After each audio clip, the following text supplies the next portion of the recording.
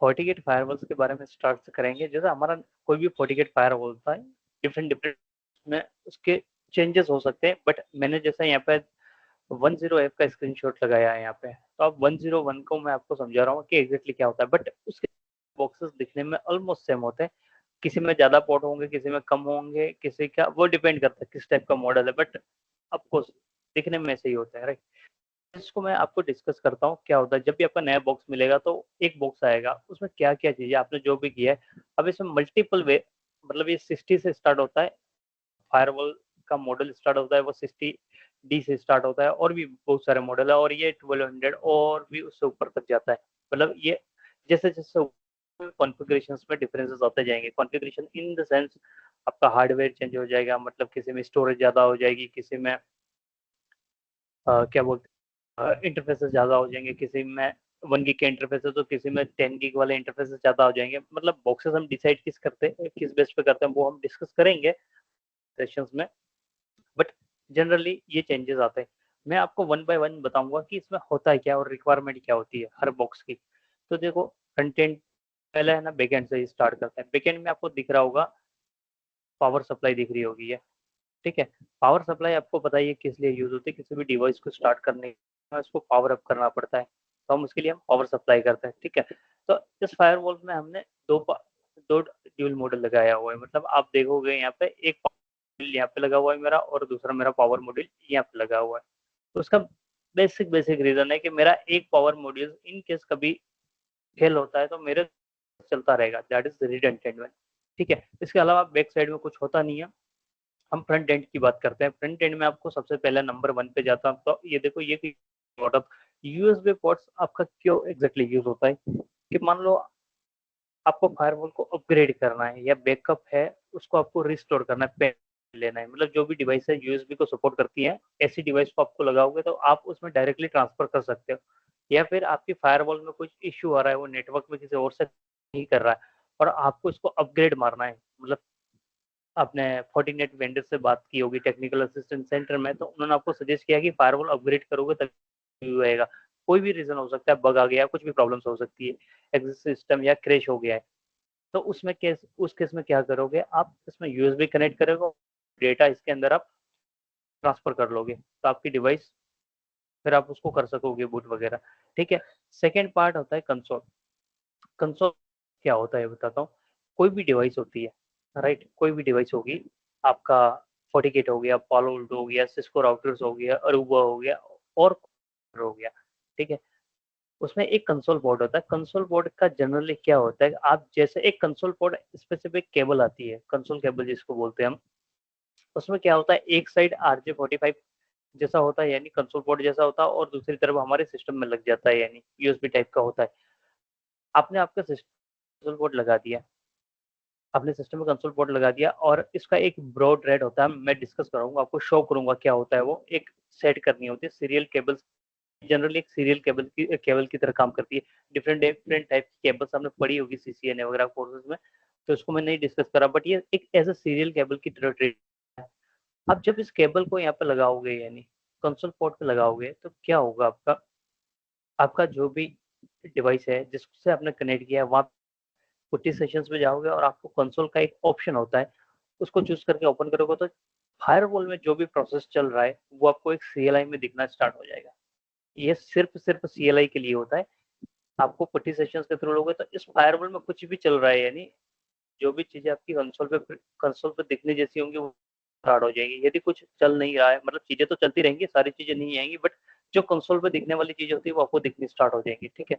आपको कुछ trouble shoot करना है, डिवाइस एक्सेस नहीं आ रही है, कुछ भी प्रॉब्लम्स हो सकती है, तो उस केस में कंसोल एक्सेस लेते हैं जनरली। और दूसरी चीज, ये फिजिकल एक्सेस चाहिए, मतलब बंदा फायरवॉल के पास खड़ा होना, केबल लगाने के लिए, तभी एक्सेस मिलेगा, राइट। आप रिमोटली इसको नहीं ले सकते, ठीक है। इसके बाद पोर्ट नंबर 3 पे आप, मेरे 2 पोर्ट लगे हुए हैं, ये मैं सबको नहीं डिस्कस करूंगा, बट ये आप नंबर देखोगे 3, 4, 5, 6 एंड 7, ये डिफरेंट डिफरेंट, और 8, 9, ये 9 तक आपके डिफरेंट डिफरेंट टाइप के मुझे पोर्ट नंबर इस फायरवॉल्स में दिए हुए हैं। वो मेरा 1 GB का भी पोर्ट नंबर है इसमें। उसके अलावा और भी मतलब 10 गिग पोर्ट के लिए मेरे को एसएफपी दे रखी है, मतलब एक ये जो मॉड्यूल है मेरा 10 गिग की, मुझे एसएफपी जा सकता है, 10 गिग तक जा सकता है। मतलब आप 1 गिग की एसएफपी लगाओगे तो ये 1 गिग सपोर्ट करेगा, 10 गिग लगाओगे तो आपका 10 गिग सपोर्ट करेगा, बट 10 करेगा। और इस टाइप के यहाँ पे आपके पोर्ट्स होते हैं, राइट। सेम चीज आपका ये भी मतलब सॉकेट दिए हुए हैं, और ये कुछ और सॉकेट दिए हुए हैं जो नंबर है हमारे गीगा इथरनेट के ही है वो भी। ठीक है, कुछ कॉपर्स के लिए होते हैं, कुछ फाइबर्स के लिए होते हैं, उसको हम डिस्कस करेंगे क्या होता है, क्या डिफरेंसेस होते हैं। ठीक है, इसके अलावा मैंने यहाँ नीचे दिखा है SP4। SP4 क्या होता है एग्जैक्टली आपका जो भी FortiGate फायरवॉल्स होते हैं, FortiGate फायरवॉल्स को प्रोसेस करने के लिए अंदर प्रोसेसर, जो भी ट्रैफिक आएगा, डेटा आएगा, उसको प्रोसेस करने के लिए अंदर प्रोसेसर्स होते हैं। तो उसका मतलब क्या होता है कि अंदर जो प्रोसेसर है उसमें जो भी यानी ट्रैफिक को प्रोसेस करने का जो सिस्टम बना हुआ है उसको SP4 बोलते हैं। अभी नए मॉडल में एसिक करके भी आ गया है, हम उसको डिस्कस करेंगे नो डाउट। आने वाले मॉडल्स में भी एसिक करके भी एक नया इनका प्रोसेस आ गया है, वो थोड़ा सा इससे भी फास्ट है। ठीक है, हम उसको डिस्कस करेंगे, ये ऑफकोर्स आपको थोड़ा सा फायरवॉल के बारे में अंडरस्टैंडिंग आ जाएगा, तब हम शायद लास्ट की 1-2 क्लासेस बची होंगी तब इसको डिस्कस करेंगे, क्योंकि आपको जब फायरवॉल की फंक्शनिंग थोड़ी समझ में आएगी उसके बाद आपको अंडरस्टैंड होगा कि एसिक्स का क्या डिफरेंस है। आप जब फ्यूचर में कभी कोई और फायरवॉल्स पढ़ रहे होंगे, यानी कैसे भी पढ़ रहे होंगे आप या काम कर रहे होंगे, तो आपको है ना कंपैरिजन का आइडिया मिलेगा, राइट। और जब आप एक आर्किटेक्ट लेवल पे जाओगे रोल्स पे, तो आपको इन चीज़ों का थोड़ा और ज़रूरत पड़ेगा, यानी कि वाक़ई में आपको साइज़िंग करनी है फायरवॉल्स की तो क्या ज़रूरत पड़ती है एग्ज़ैक्टली कैसे, तो दैट इज़ द थिंग, हम उसको डिस्कस करेंगे। ये आपको बहुत अच्छा एंड थोड़ा-सा बड़ा टॉपिक है, ठीक है।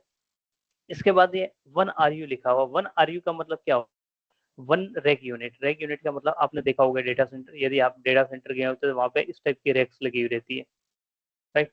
वो जनरली आजकल थोड़ी-सी कस्टमर साइज़ की भी आने लगी है, लेकिन ये 42 रैक्स की होती है, 42 रैक्स यूनिट होती है। मतलब क्या होता है, यहाँ पे आप देखोगे ऐसे होल्स बने हुए हैं दोनों साइड पे, ठीक। तो यहाँ पे फायरवॉल्स इसमें वो स्क्रीनशॉट में नहीं है बाय द वे, बट यहाँ पे ऐसा है ना, FortiGate फायरवॉल की बात करो तो यहाँ पे ऐसे 2 प्लग लगे हुए रहते हैं, एल शेप में होते हैं, ठीक है। और इसके अंदर भी वही होल होते हैं। तो आपका क्या होता है, ये एग्जैक्टली कोई टेक्निकल चीज़ नहीं है। तो रैक यूनिट का मतलब ये होता है, क्यों ज़रूरत पड़ती है वहाँ बराबर, कि आपका कोई डेटा सेंटर है, आप डिज़ाइन कर रहे हो, राइट? उसमें या फिर आपने कोई डेटा सेंटर है जिसको आपने किराए पे लिया है। आपको पता होगा कोलो लोकेशंस बोलते हैं, जिसमें हमको डेटा सेंटर के लिए स्पेस मिल जाता है, यानी वहाँ पे स्पेस है ना, रैक के हिसाब से मिलता है। आपको रैक का स्पेस चाहिए, उतनी ही रैक आप उसके अंदर रख सकते हो, उसके अलावा कुछ नहीं रख सकते। ऐसा नहीं है कि आप नीचे सर्वर रख दोगे यानी नीचे ज़मीन पे रख दोगे, ऐसा नहीं होता, राइट? रैक मतलब क्या होता है, ठीक है? तो आपने मान लो कि आपका 42 रैक्स का सिस्टम आपने स्पेस ले रखा है, 42 रैक्स का स्पेस है, तो उसमें होता क्या है, 42, अब उस 42 रैक का मतलब ये हो गया कि आपके अंदर 42 रैक यूनिट अवेलेबल है। मतलब 3 ऐसे मतलब 3 होल्स देखोगे तो उसका एक रैक होता है, ठीक है? तो ये डिवाइस लगानी, जैसे मैंने ये बताया फायरवॉल में मतलब ये कुछ नहीं होता, इसमें स्क्रूज लगते हैं और इसमें फिट हो जाता है, दैट इज़ कुछ ये होता नहीं है मतलब। तो इसको 1 रैक यूनिट का मतलब ये हो गया कि ये डिवाइस को आपको लगाने के लिए डेटा सेंटर में 1 रैक यूनिट लगेगी, मतलब इतना स्पेस लेगी ये डिवाइस, राइट। अब इसकी जरूरत क्यों पड़, वो बताते हैं इसकी जरूरत क्या है। आपका ऑलरेडी एक सेटअप चल रहा है, वहां पे आपका एक रैक यूनिट अवेलेबल है, उसमें सारी डिवाइसेस लगी हुई है। अब आप ऐसा खरीद रहे हो, आपको फायरवॉल रिप्लेस करनी है या कुछ भी जरूरत पड़ेगी तो आपको रिप्लेस करना है, तो आप क्या कर रहे हो कि आपने बॉक्स डिजाइन किया, आपने देखा मतलब साइजिंग की, मान लेते हैं कि मेरे को कोई एक्स वाई जी नंबर का बॉक्स चाहिए जो मेरे सिस्टम में लगाएंगे तो वो चल जाएगी और वो कैपेबल। बट ये आपने देखा कि मेरी जो एग्जिस्टिंग फायरवॉल ये पूरी जो मेरी रैक है वो कंप्लीटली पैक है, इसमें से एक स्पेस जो है वो मेरा फायर की सब में switches, router, LAN port, sorry क्या बोलते हैं ये पैच पैनल वगैरह सब कुछ लगे हुए, एग्जैक्टली पूरा यूटिलाइज हो रहा है। सिर्फ एक स्पेस है और वो भी मैं मेरी फायरवॉल लगी हुई है, उसको मैं हटा के मैं नई फायरवॉल लगाऊंगा। ठीक है, रिक्वायरमेंट समझ में आ गई। अब क्या होगा कि मेरे को नई फायरवॉल बाय करनी, तो मैं देखूंगा कि कौन सी, तो मैंने सारी साइजिंग वगैरह कर ली, साइजिंग वगैरह कर ली, उसके बाद क्या होगा कि मुझे ये चीज़ भी नोटिस करनी पड़ेगी ये चीज़ भी मुझे नोटिस करनी पड़ेगी। यदि मैं नोटिस नहीं करूँगा और फायरवॉल बॉक्स मेरा यहाँ पे आ गया तो मेरे पास इसमें रखने की स्पेस नहीं होगी, राइट? और मैं आपको बता रहा हूँ, बहुत सी प्रॉब्लम्स आती हैं, जो बंदे डिज़ाइन करते हैं ना, मतलब मैं ये नहीं बोलूँगा कि वो प्रॉब्लम्स है, बट कई बार ये थोड़ी-सी प्रॉब्लम्स हो जाती है कि ये चीज़ नोटिस करना भूल जाते हैं कि एग्ज़ैक्टली क्या था। और आपने कई जगह पे, यदि आप किसी कंपनी में या बड़े डेटा सेंटर्स में, आप बड़े डेटा सेंटर्स में ये देखने को नहीं मिलेगा, लेकिन जो इन हाउस होगा, इन हाउस मतलब कंपनी के खुद के वहाँ पे उन्होंने डेटा सेंटर बनाया हुआ है, हब रूम बनाया हुआ है, तो उसमें आप देखोगे डिवाइसेज़ नीचे रखी हुई मिल जाएँगी आपको ज़मीन पे। तो उसके पीछे की प्रॉब्लम्स ये है। इसके पीछे की जो प्रॉब्लम्स होती है ना, वो यही होती है कि आपकी डिवाइस मिल जाएगी, मतलब 1 सेकंड, ठीक है? डिवाइसेज़ आपको नीचे रखी मिल जाएगी, उसके पीछे का रीज़न ये होता है कि रैक स्पेस अवेलेबल नहीं है या फिर नई रैक इंस्टॉलेशन है, ठीक है? मतलब ये थोड़ा टेक केयर करने वाली items, nothing but is technical नहीं है ये, हार्डवेयर के रिलेटेड है। आपको डेटा सेंटर के बंदों को ज़्यादा सोचना पड़ेगा इसके बारे में, ठीक है? ड्यूल ऐसे ही है, मैंने बता ही दिया था, ये अभी हमने डिस्कस किया था कि हमारे पास 2 टाइप के प्लग्स रहेंगे, यानी पावर के लिए ड्यूल एस पावर सप्लाई लिखा हुआ मिलेगा या फिर ड्यूल एसी मिलेगा। उसके अलावा हमारा है ये, इसमें स्टोरेज दिखा रही है। स्टोरेज का मतलब कितना स्टोरेज अवेलेबल है, 480 जीबी है, ठीक है? फर्दर मैंने इसमें और भी चीज़ें आप देख सकते हो, यानी कितना फायरवॉल, हम आगे जाके एक बार और इसको ओवरव्यू करेंगे, बट अभी हमने को ओवरव्यू किया है, हम आगे जाकर इसके सॉफ्टवेयर को ओवरव्यू करेंगे। सेम 100 ऐप का ही मैं डेटा शीट ओपन करूँगा और उसमें देखूँगा कि क्या हमारा, हम साइज़िंग करने में क्या चीज़ें देखते हैं। ऑफ कोर्स बट थोड़ा-सा अंडरस्टैंडिंग आपको फायरवॉल के बारे में आ जाएगा, तब मैं इसको आराम से डिस्कस करूँगा, तो आपको सारी चीज़ें समझ में आ जाएँगी, क्या थ्रूपुट होता है, पैरेलल प्रोसेसिंग क्या होती है, हार्डवेयर मतलब थ्रूपुट के अलावा आईपीएस का थ्रूपुट कितना होगा, नेक्स्ट जनरेशन फायरवॉल का थ्रूपुट क्या होगा, इसके बीच में डिफ क्या है, ये सारी चीज़ें हम डिस्कस करेंगे, राइट? तो ये जस्ट एक हार्डवेयर का ओवरव्यू है, ओके? इसको थोड़ा इरेज़ कर लेने दो, हम डिस्कस